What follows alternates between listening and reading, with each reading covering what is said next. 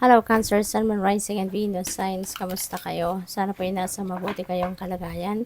Welcome back po sa Star Tarot. Kung bago kayo rito, welcome din kayo. Thank you for your support. I truly appreciate it. God bless you. Paunang mensahe ni Cancer ay The Empress.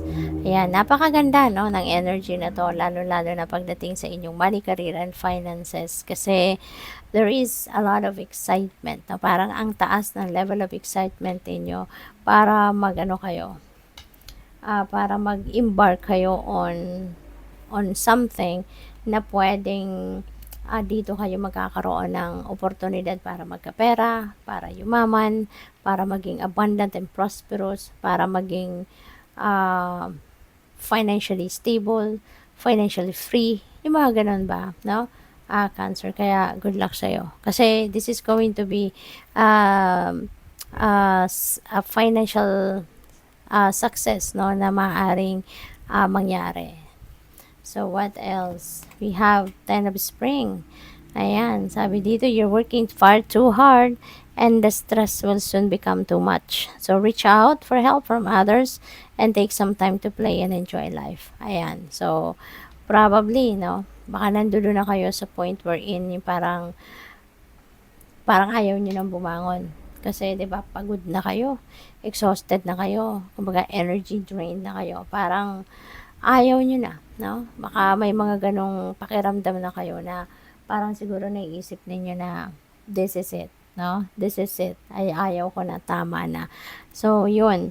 Kailangan siguro na bago kayo dumating doon sa punto na parang ayaw nyo nang gumalaw.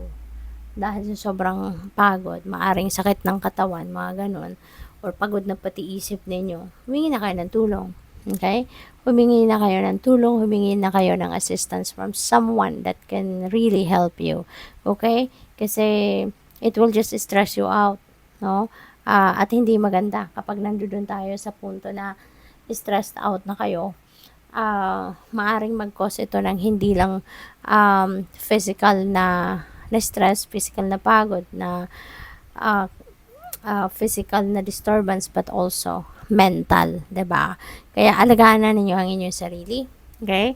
Pag-isipan na ninyo ano magagawa ninyo or ano ang gagawin ninyong mabuti para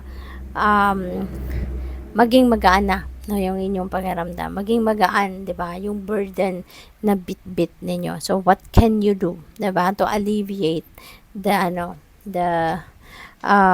pain and alleviate the burden, no, na i-experience ninyo.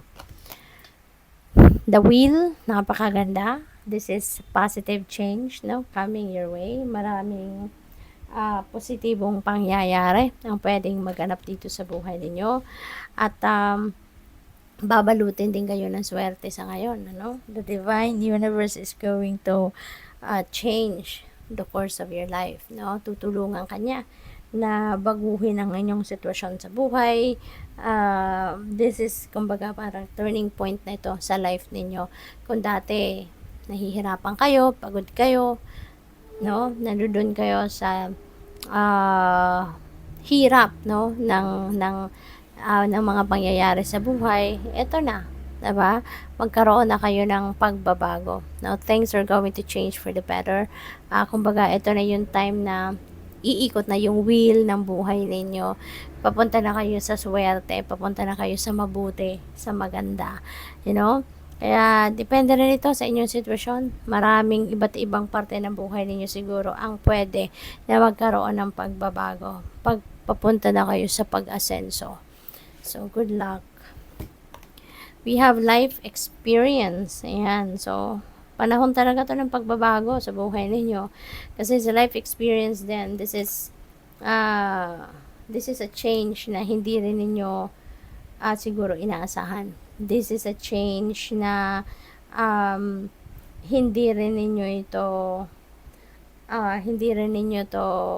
pinaghandaan, 'di ba? This is totally a surprise para sa iyo. But maaari na ito yung magbubukas ng isip ninyo na kailangan na talaga ninyong baguhin ang inyong sitwasyon. Kasi maybe you are hanging on to something na hindi na dapat, no? Kasi baka masobra na kayo nagtitiis dito na hindi nyo naman na-deserve yon, hindi naman ninyo na kailangan talaga mag-stay doon, 'di ba?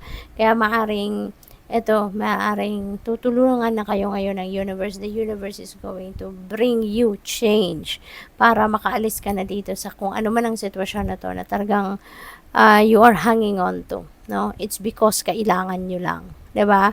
Not necessarily na masaya kayo rito, not necessarily na ini-enjoy ninyo ang being there, but kailangan mo lang. Kaya kumakapit ka doon dahil kailangan mo. So, pwedeng related ito dito sa Ten of Spring, 'di ba? Pwedeng trabaho 'yan, no? Pwedeng trabaho, pwedeng pamilya, pwedeng career, no? Maaring ganoon ang ganap dito. Kaya wag na kayong wag kayong when this opportunity to change comes, na wag na kayong magpatumpik-tumpik pa. Go for it. Kasi it is the universe's way, no, of bringing you to a different path na yun ang makakabuti sa inyo sa ngayon. We have Queen of Summer. Ayan. So, this is a time of deep emotions and heightened intuition that you can trust completely. So, be mindful. You don't ignore your own needs while caring for others. Okay? So, yun. Baka ang iba sa inyo rito is going to be very intuitive, no? Extra intuitive kasi dati na kayong intuitive, no? You are water sign kaya dati nang malakas ang inyong radar.